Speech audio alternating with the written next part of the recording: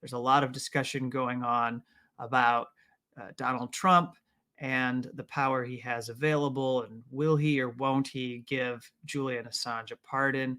Will he give Edward Snowden a pardon? Uh, I don't believe he'll give Reality Winner a pardon. I don't believe that she's someone that uh, likely makes his cut for someone who deserves a pardon. Nonetheless, I am someone who believes that she definitely should be allowed out of prison to have her sentence ended right now, and her name should be cleared. But I want to first say at the top here that I reject the way in which these whistleblowers, these truth tellers who have faced unjust prosecution from the United States, I reject how there are people who are pitting them against one another.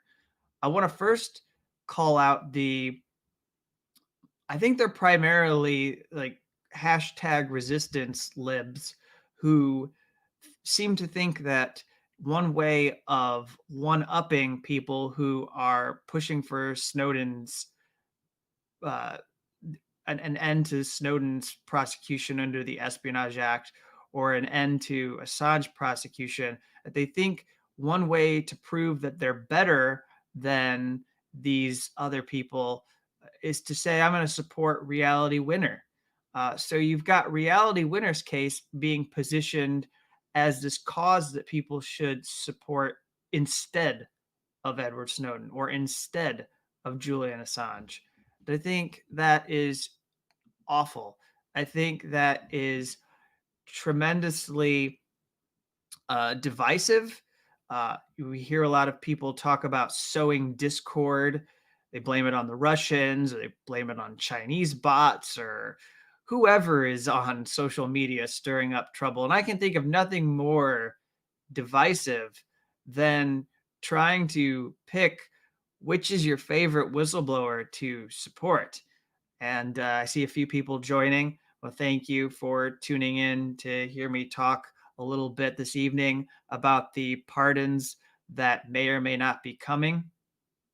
We have some important news, and it is that Bill Barr is resigning from the Justice Department, the Trump Justice Department, early. He will not be staying on until the end of his term. Potentially, he could have been there until the day that Joe Biden was inaugurated, and yet he's leaving. And I don't know exactly what this points to, but we've seen a lot of conversation ramp up about Edward Snowden. And we know that there are several people in Congress, in the House of Representatives, who support a pardon for Edward Snowden.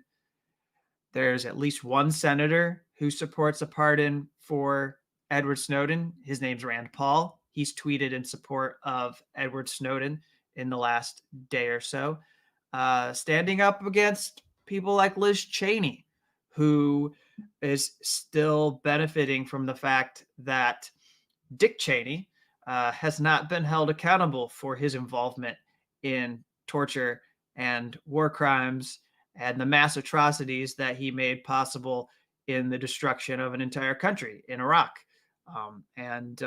So we know that at least one senator supports a pardon for Edward Snowden, and I believe that this is a rare occasion, but I'm going to agree with Bill Kristol, neoconservative man who's behind pushing such efforts in the Never Trump realm, like the Lincoln Project, the feckless Lincoln Project that didn't really move any votes at all, and is a failed operation other than the fact that it hugely enriched anyone who was involved in it.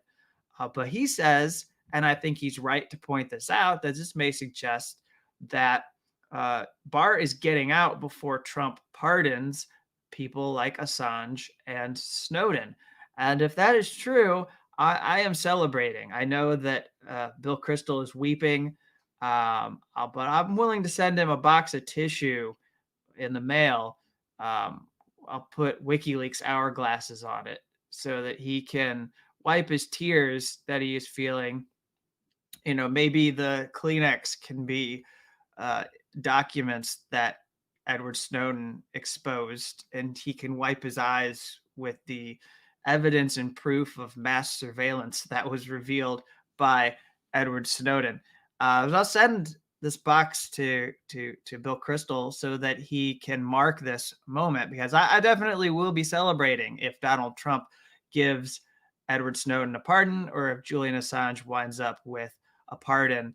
That to me will be spectacular. And I have Bill Barr's quote in front of me that he gave as this conversation ramped up earlier this year. The Associated Press covered Bill Barr as he spoke out in August of 2020. And he said that he would be vehemently opposed to a pardon for Edward Snowden, which suggested that the Justice Department is captured and would never allow Donald Trump to do what he would like if he would feel that Edward Snowden deserved a pardon. And Barr said he was a traitor, and the information he provided our adversaries greatly hurt the safety of the American people. He was peddling it around like a commercial merchant. We can't tolerate that.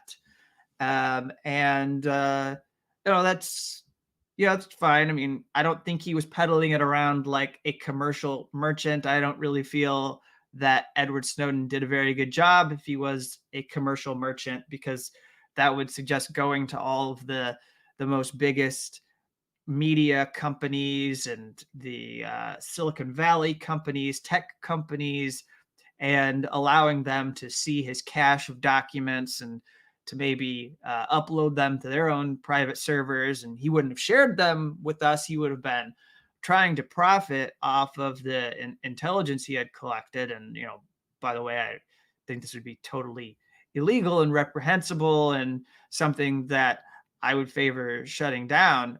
In fact, we know that this is how like former government officials function. This is what the revolving door is. And not all the time do they take documents, but they take what they have in their head and they go to corporations and they then enrich themselves off the fact that they know how institutions work. And this has been done before. And so I don't believe he's a commercial merchant. I think that he is a whistleblower who revealed numerous documents. And I know that Glenn Greenwald recently sent out an article with his newsletter that lays out the case for a pardon. And I mean, we all know what Edward Snowden revealed. And,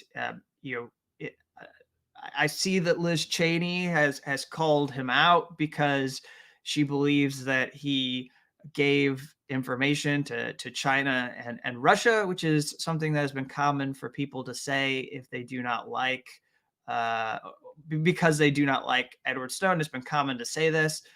Well, in fact, there's just no evidence that any of this information was ever directly provided. And, for it to be a treasonous offense, you have to directly give it to people who are running these governments. That's the crime.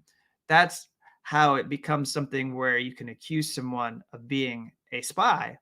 It's not. You can't say it's been published on the internet, it's available to the Russians and the Chinese, or it's available to terrorists.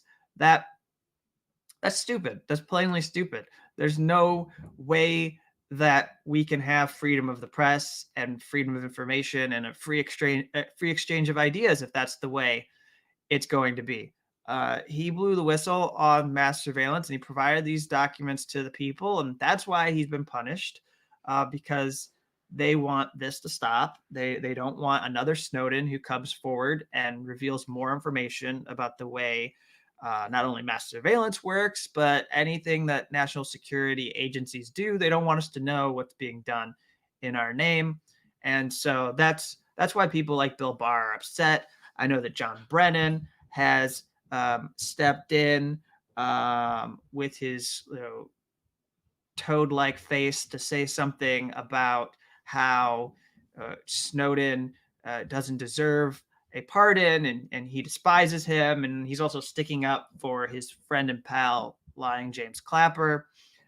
But the fact of the matter is, the reason why people are so opposed to Snowden being granted this pardon is because they're probably invested in these very institutions that he exposed. It's just that simple. Like, most of these people who do not want pardons for Snowden or Assange are implicated in this system themselves. And we should ask, who pays them, who pays their salaries, who are they working for, who do they actually represent. We should look at the money that they receive, and that's an easy way to tell why they are opposed. We should look at the agencies in which they protect and do not want to hold accountable. We should look at the way in which they do not challenge the security apparatus as it expands in its power, and the expansions of the Patriot Act that they allow. We should see how they're always on the wrong side, and the way that they're deferential to people in these agencies. I mean, these are